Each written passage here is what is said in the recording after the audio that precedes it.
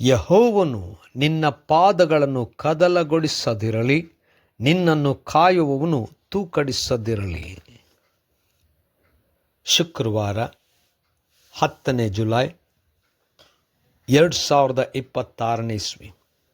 ಈ ದಿನದ ವಾಕ್ಯ ಧ್ಯಾನಕ್ಕಾಗಿ ನಾನು ಆರಿಸಿಕೊಂಡಂಥ ವೇದ ಭಾಗವು ಪೌಲನು ತೀತನಿಗೆ ಬರೆದಂಥ ಪತ್ರಿಕೆ 3ನೇ ಅಧ್ಯಾಯದ 10ನೇ ವಚನ.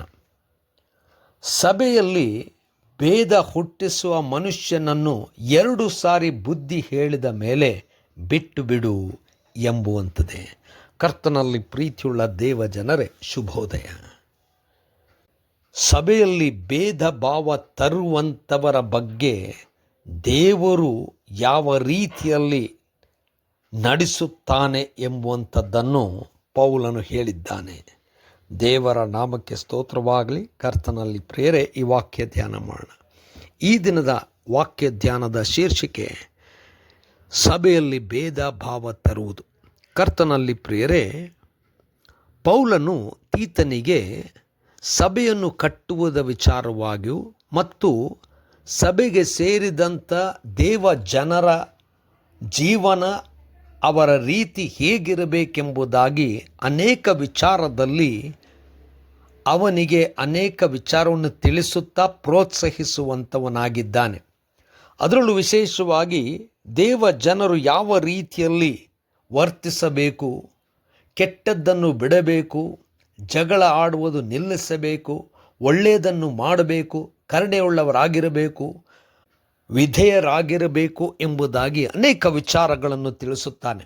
ಆದರೂ ಅನೇಕರು ದೇವರ ವಿರುದ್ಧವಾದಂಥ ಕೆಲಸ ಮಾಡುವಂಥವರ ವಿಚಾರವಾಗಿ ಕೂಡ ಹೇಳುತ್ತಾ ಈ ಅಧ್ಯಾಯದ 10ನೇ ವಚನದಲ್ಲಿ ಯಾವ ರೀತಿಯಲ್ಲಿ ಕೆಲವರು ಸಭೆಯಲ್ಲಿ ಭೇದ ಭಾವ ತರುತ್ತಾರೋ ಅವರೊಂದಿಗೆ ಯಾವ ರೀತಿಯಲ್ಲಿ ವರ್ತಿಸಬೇಕು ಅಥವಾ ಏನು ಮಾಡಬೇಕೆಂಬುದಾಗಿ ಸ್ಪಷ್ಟವಾಗಿ 1 ಸಾರಿ ಅಥವಾ 2 ಸಾರಿ ಅವರಿಗೆ ಬುದ್ಧಿ ಹೇಳಬೇಕು, ಆಮೇಲೆ ಬಿಟ್ಟು ಬಿಡಬೇಕೆಂಬುದಾಗಿ ಹೇಳ್ತಾನೆ. ಯಾಕಂದರೆ ದೇವರು ತಕ್ಕ ರೀತಿಯಲ್ಲಿ ಅವರಿಗೆ ತಕ್ಕ ಸಮಯದಲ್ಲಿ ಪಾಠ ಕಲಿಸುವಂಥವನಾಗಿದ್ದಾನೆ.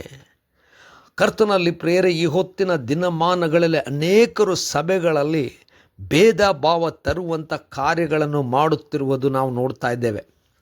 ಅನೇಕರು ತಮ್ಮ ಜೀವನದಲ್ಲಿ ಇದು ಮುಖ್ಯವಾದಂಥ ಉದ್ದೇಶವಾಗಿ ಸಭೆಗಳನ್ನು ಒಡೆಯುವಂಥ ಪರಿಸ್ಥಿತಿಯಲ್ಲಿದ್ದಾರೆ. ತಮ್ಮ ಸ್ವಾರ್ಥಕ್ಕಾಗಿ ಅಥವಾ ತಮ್ಮ ಲಾಭಗಳಿಗೋಸ್ಕರವಾಗಿ ಇದನ್ನು ಮಾಡುತ್ತಿದ್ದಾರೆ.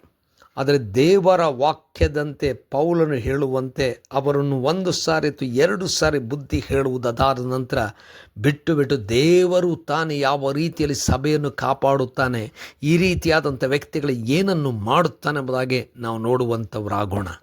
ಕರ್ತನೇ ದಯಮಯ ಸ್ವಾಮಿ, ನಾವಂತೂ ನಿನ್ನ ಭಯಭಕ್ತಿಯುಳ್ಳ ಮಕ್ಕಳಾಗಿ ಸಭೆಯನ್ನು ಕಟ್ಟುವರಾಗುವಂತೆ ಮಾಡು.